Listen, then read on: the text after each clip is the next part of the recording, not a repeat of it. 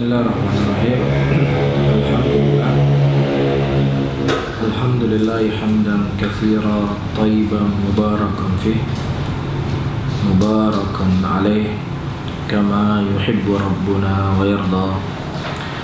Asyhadu an la ilaha illallah wahdahu la syarikalah iqraran bihi wa tauhidan wa asyhadu anna Muhammadan abduhu wa rasuluhu. Amma ba'du. Saudara-saudaraku kaum muslimin yang dirahmati oleh Allah Subhanahu wa taala, kita sekarang berada di akhir-akhir bulan Sya'ban yang sebentar lagi kita akan memasuki bulan Ramadan. Bulan yang dimana Rasulullah SAW menyebutkan dalam hadisnya, "Idza jaa Ramadan futihat abwabul jannah wa ghuliqat abwabun nar wa safadat syayatin." Apabila datang bulan Ramadan, maka Allah Subhanahu wa taala akan membukakan pintu-pintu surga, dan Allah Subhanahu wa taala akan merapatkan atau menutup pintu neraka serapat-rapatnya dan akan membelenggu yang namanya syaitan. Ini merupakan fursah, kesempatan emas buat kita untuk meraih surganya Allah Subhanahu wa taala, dan juga agar kita terhindar dari api nerakanya Allah Subhanahu wa taala. Sehingga ada hal-hal yang perlu untuk kita persiapkan menyambut bulan yang suci ini, bulan yang penuh dengan pengampunan. Ketika kita akan kedatangan seorang tamu, yang tamu tersebut adalah orang yang kita hormati, orang yang kita hargai, atau tamu yang kita harapkan kebaikan dunia akan datang kepada kita darinya, pasti kita akan mempersiapkan segala sesuatunya. Kita akan curahkan tenaga, pikiran, dan harta kita. Bagaimana tamu yang datang tersebut, dia akan merasa nyaman dengan kita. Ini sesuatu yang lumrah, sesuatu yang wajar. Namun ini tidak akan menjadi wajar dan akan menjadi kurang ketika tidak ada persiapan apapun yang kita persiapkan menyambut tamu yang sangat mulia, tamu yang akan memberikan kebaikan untuk akhirat kita, tamu yang akan mengantarkan kita ke dalam surganya Allah Subhanahu wa taala. Nabi SAW menyebutkan dalam sebuah hadisnya, "Inna fil jannati baban yuqalu ar-rayyan yadkhulu fihi as-sha'imun." Sesungguhnya dalam surga ada sebuah pintu, yang pintu tersebut dikatakan sebagai pintu Rayyan. Dia akan masuk melalui pintu tersebut orang-orang yang berpuasa. Allah Subhanahu wa taala, saudara-saudaraku kaum muslimin, tidaklah menciptakan kita untuk dunia ini. Allah Subhanahu wa taala menciptakan kita untuk akhirat. Allah Subhanahu wa taala menginginkan agar bagaimana kita semua bisa masuk ke dalam surga. Wallahu yad'u ila daris salam wa yahdi man yasha ila siratal mustaqim. Allah mengajak kalian, menyeru kalian semuanya kepada negeri keselamatan. Oleh karena itu, dalam sebuah ayat ketika Allah Subhanahu wa taala menyebutkan tentang keindahan-keindahan dunia serta perhiasannya, kemudian Allah Subhanahu wa taala berkata, "A'unabbi'ukum bi khairin min dzalikum lilladzina taqaw inda rabbihim." Maukah aku tunjukkan kepada kalian yang lebih baik daripada itu semuanya? Surga yang mengalir di dalamnya sungai-sungai. Ini yang Allah inginkan kepada kita. Ini yang Allah Subhanahu wa taala harapkan dari kita semuanya, untuk agar bagaimana kita bisa masuk ke dalam surganya Allah. Dan Nabi kita sallallahu alaihi wasallam, detik-detik sebelum beliau wafat, sampai-sampai beliau dipapah oleh dua sahabatnya untuk berkhutbah ketika itu. Di antara wasiat yang disampaikan oleh Nabi sallallahu alaihi wasallam, "Mau'iduna laysa fid dunya walakin mau'iduna fil akhirah." Pertemuan kita bukanlah di dunia ini, kata Nabi sallallahu alaihi wasallam, namun pertemuan kita yang hakiki di akhirat kelak.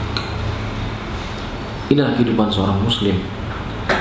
Inilah kehidupan seorang muslimah, agar bagaimana mereka mewarnai kehidupan mereka agar bisa mengantarkan mereka ke dalam surganya Allah.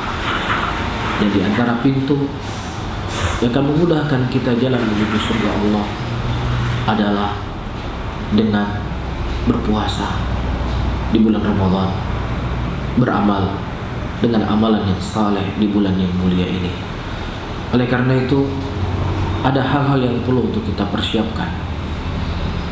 Di antara hal yang paling perlu untuk kita persiapkan menyambut bulan Ramadan adalah kesucian hati, kesiapan jiwa untuk menerima, untuk bersemangat menyambut janji-janji Allah Subhanahu wa taala. Saya teringat dengan sebuah ucapan yang disebutkan oleh Al-Imam Ibnu Al-Qayyim rahimahullah, yang dengannya saya dan saudara-saudara saya semuanya bisa menimbang sejauh mana kesiapan hati kita, sejauh mana kesucian jiwa dan hati kita. Al-Imam Ibnu Al-Qayyim rahimahullah taala menyebutkan, utlub qalbak fi thalathatil mawatin. Carilah hatimu pada 3 tempat. Yang pertama, inda sima'il Quran. Ketika engkau membaca Al-Quran, sejauh mana hati engkau bisa bergetar, sejauh mana hati engkau bisa merasakan ketenangan dan kesejukan dan timbul rasa cinta kepada Allah dan Rasulnya ketika engkau membaca Al-Quran, ketika engkau mendengarkan ayat-ayat Al-Quran dibaca. Apakah engkau termasuk dari orang-orang yang dikhabarkan oleh Allah Subhanahu wa taala dalam Al-Quranul Karim, innamal mu'minuna alladzi idza dzukirallahu wajilat qulubuhum wa idza tuliyat alaihim ayatuhu zadatum imana. Hanya orang-orang beriman ketika disebut nama Allah Subhanahu wa taala bergetar hati-hati mereka, dan ketika dibacakan kepada mereka ayat-ayat Allah maka bertambahlah iman mereka kepada Allah Subhanahu wa taala. Wahai saudara-saudaraku, apakah kita termasuk dari ayat yang Allah khabarkan, atau kita justru ketika mendengarkan Al-Quran tidak ada yang kita rasakan kecuali hanya kehampaan dari hati kita? Ini menunjukkan kita tidak mendapatkan hati kita di situ.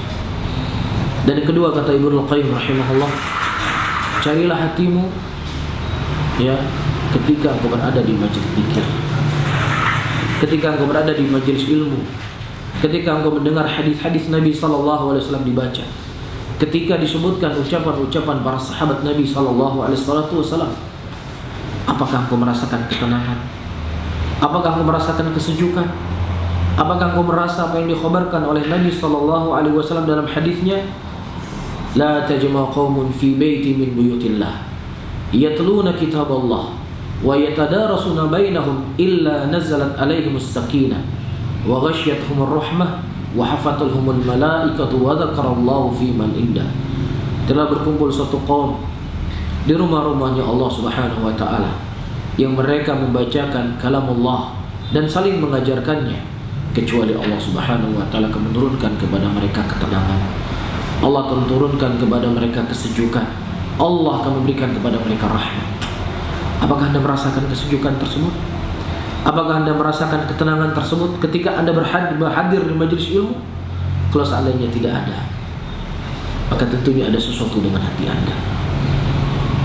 Dan yang ketiga disebutkan oleh Al-Imam Ibnu Qayyim rahimahullah, carilah hatimu ketika engkau bersendirian. Tidak ada orang bersamamu, tidak ada istrimu bersamamu, tidak ada anak-anakmu bersamamu. Apa yang kau pikirkan? Apakah engkau berpikir ketika engkau bersendirian bagaimana engkau berada dalam kuburmu?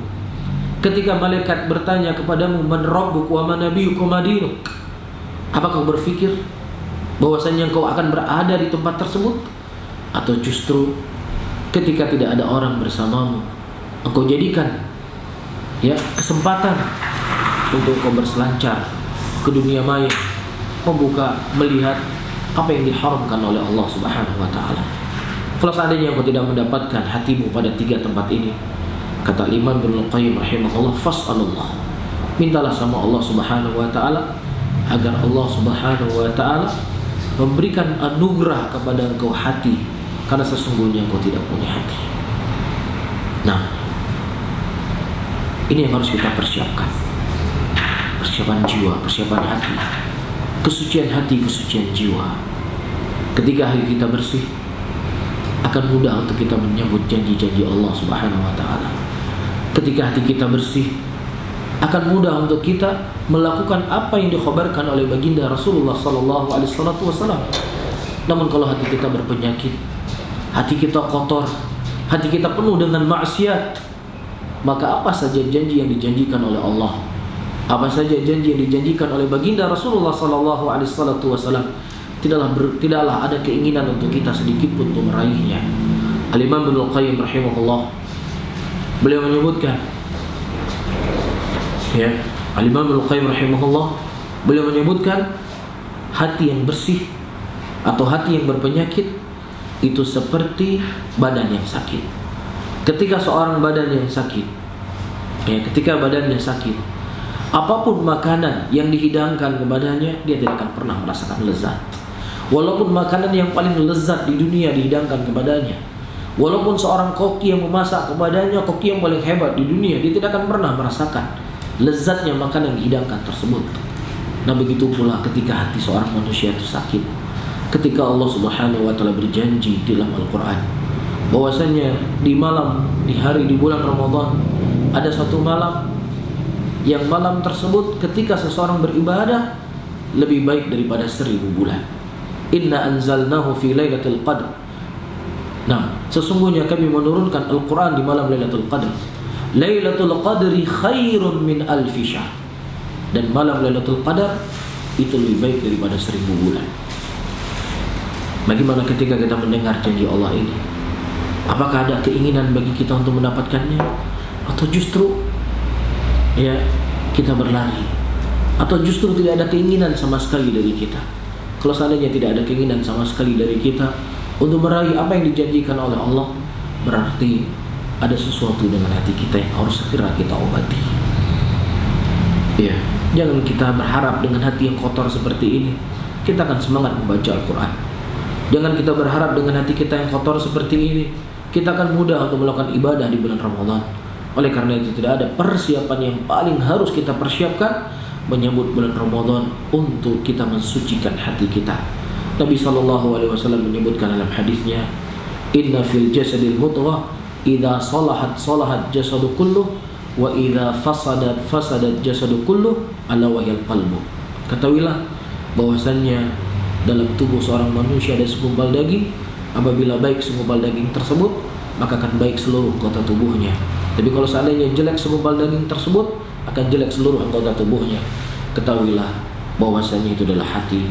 Semoga Allah Subhanahu wa taala memberikan anugerah, memberikan taufik dan rezekinya kepada kita untuk yang kita menyambut bulan Ramadan dengan hati yang bersih, dengan hati yang suci, hati yang akan bisa bermanfaat kelak ketika kita bertemu dengan Allah.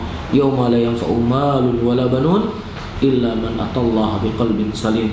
Suatu hari yang tidak akan bermanfaat dari harta dan anak-anak yang kalian miliki kecuali siapa yang datang kepada Allah Subhanahu wa taala dengan hati yang selamat. Mudah-mudahan Allah Subhanahu wa taala membersihkan hati kita, membersihkan jiwa kita dan menjauhi segala penyakit-penyakit hati dalam hati kita sehingga menyambut bulan Ramadan dalam keadaan kita mendapatkan diri kita memiliki kekuatan yang besar untuk melakukan apa yang diperintahkan oleh Allah dan Rasulnya.